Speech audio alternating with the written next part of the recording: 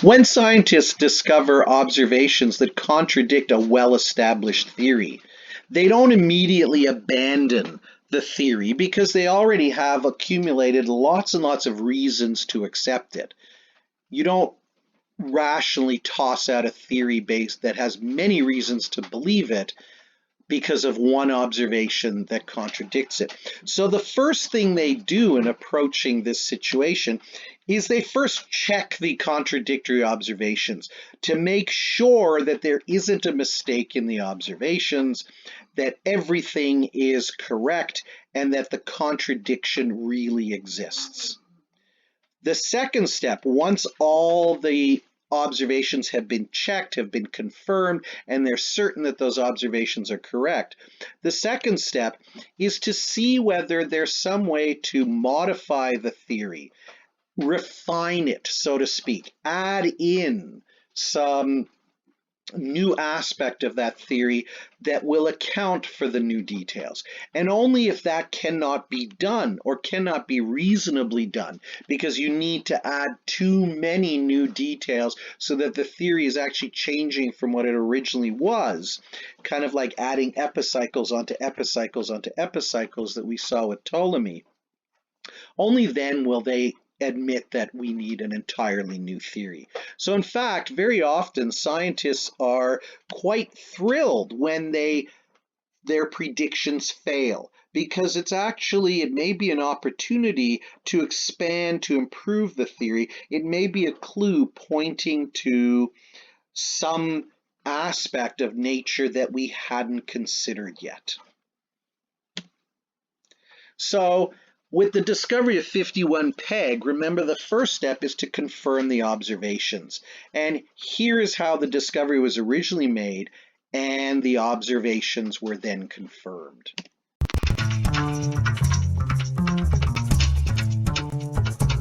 Halfway around the world in Geneva, a pair of Swiss astronomers were hard at work developing a different technique. Their instrument relied on fiber optic technology, and they used it to turn their eyes on exoplanets. My first day of work, I got this booklet from Michel that was the ultimate knowledge of data processing and spectroscopy. There was almost nothing at that time, and that's it. And we had to do this instrument, and we designed this practically without much support from anybody else, because the other people felt that this was not interesting. After a few months, already at the end of '94, we got a signal of variability for several stars, not only one, several stars. We realized very rapidly that the instrument could be far more precise than we thought. So I started with a couple of stars a bit more intensively, and 51 Peg was one of them because it was bright. And very rapidly, 51 Peg had a very weird behavior. On one side, we were absolutely sure of the quality of our measurement. All the signal was in favor of a planet, but it's evident it was a so unusual planet.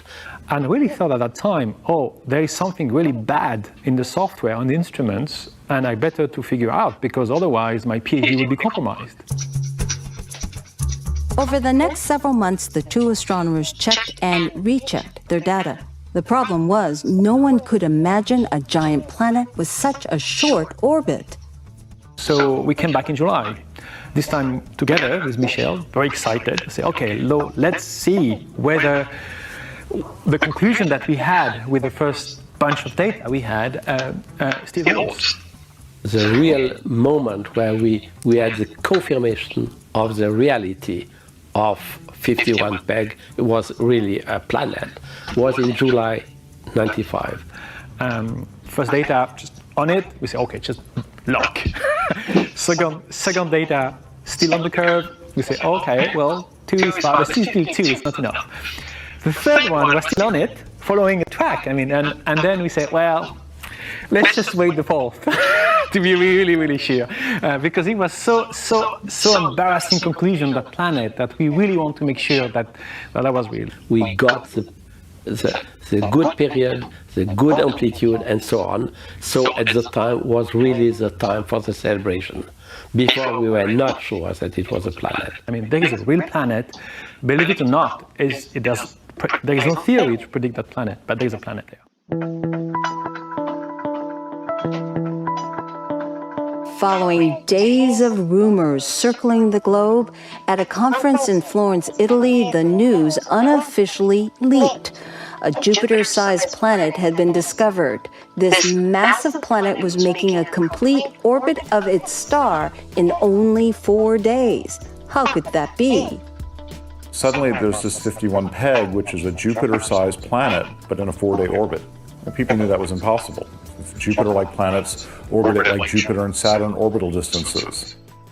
Back in San Francisco, Marcy and Butler, by mere coincidence, had 4 consecutive days of reserved telescope time at the Lick Observatory, the exact amount of time needed to confirm or debunk the claim. We hit the star very hard for those 4 nights. We reduced the data as quickly as we can. We were blown away. We saw exactly the signal that Mayor and Clot had announced. Confirming my data, to me, was just the best gift I could have had, because I said, oh, fine, so all the work I did is right.